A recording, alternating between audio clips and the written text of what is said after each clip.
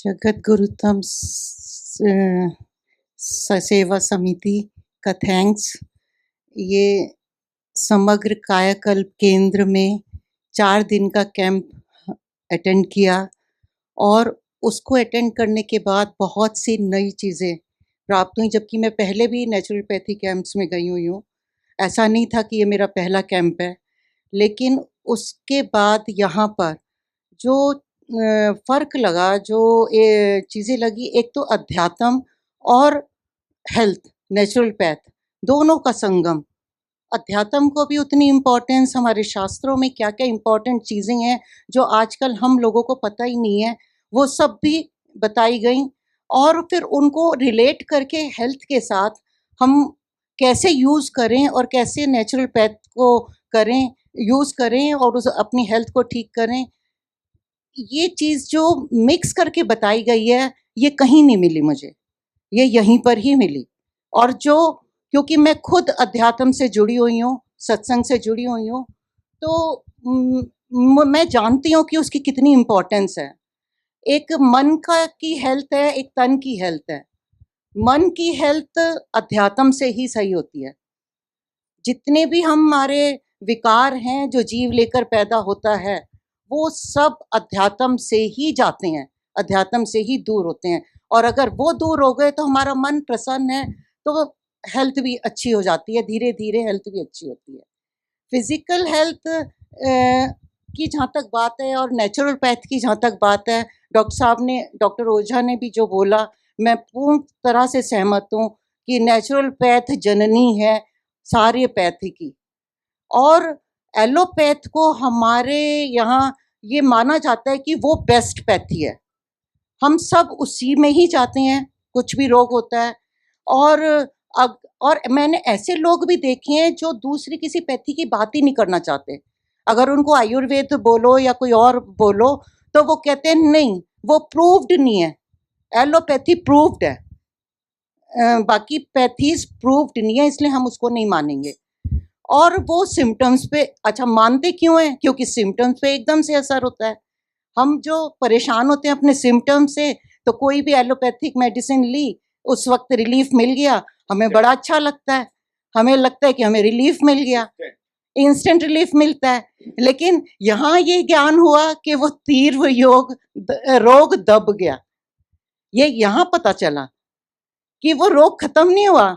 Root cause पे तो allopathy काम ही नहीं कर पाती, सिम्पटम्स ही काम करती है। तो वो तीव्र रोग दब गया, उसके बाद वो दूसरा रोग बनकर किसी और प्रकार से सामने आ रहा है।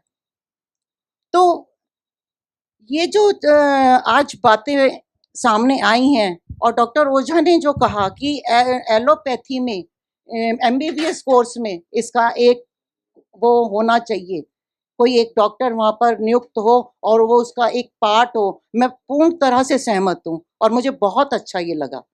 और अभी इन्होंने मिसेस अग्रवाल ने भी बोला कि बचपन से ही कोर्स में डाला जाए, मैं उससे भी बहुत सहमत हूँ कि ये ज़रूर होना चाहिए। जो ये नेचुरल पैथ है, ये वाकई में जननी है सारी पैथीज़ की, जिसको हम सब इग्नोर करे रखते हैं, क्योंकि मदर नेचर उसको हम बोलते ही मदर हैं, जो माँ प्रकृति ने दिया। वो एलोपैथी मेडिसिन्स भी तो माँ प्रकृति जो देती है, उनके जूसेस निकाल के, उनका केमिकल कॉम्बिनेशन करके ही तो दवाइयाँ बनती हैं, वो भी तो यही यूज़ करते हैं अल्टीमेटली। और यहाँ एकदम हमें सीधा प्रयोग में करने के लिए कहते हैं। वो जो केमिकल्स उसमें आते हैं, वो केमिकल्स की हमें ज़रूरत ही नहीं है, हम सीधा उनको प्रयोग में लाकर अपनी हेल्थ इंप्रूव कर सकते हैं। और खाना हमारे लिए दवा है, और जो खाना, ठीक है, पहले दिन लगा कि ये क्या खाना कैसे होगा, लेकिन 2 दिन 3 दिन खाने के बाद वही खाना अच्छा भी लगने लगा, और ये पक्का अंदर से विश्वास हो गया कि यही दवा है हमारे लिए। और यही दवा अगर हम कंटिन्यू करेंगे जाकर अपने घर में, तो हम वाकई में स्वस्थ हो सकते हैं, चाहे कितनी वो पुरानी बीमारी है, क्रॉनिक बीमारी है, चाहे जो भी है। और आदरणीय शिवा जी का, डॉक्टर साहब का मैं दिल से, हृदय से धन्यवाद करती हूँ। बहुत अच्छे लेक्चर्स उन्होंने दिए, बहुत अच्छा ज्ञान दिया और समझ हमारी बढ़ी। और जितने भी ये हमारे सेवा करने वाले हैं, उन सब ने भी बहुत अच्छे, सबका हेल्पफुल एटीट्यूड, बहुत अच्छे। कुछ भी पूछो उनसे, कुछ भी बात करो, इतने प्यार से बताते हैं, इतने प्यार से करते हैं, तो मुझे बहुत अच्छा लगा। इन सब का भी धन्यवाद।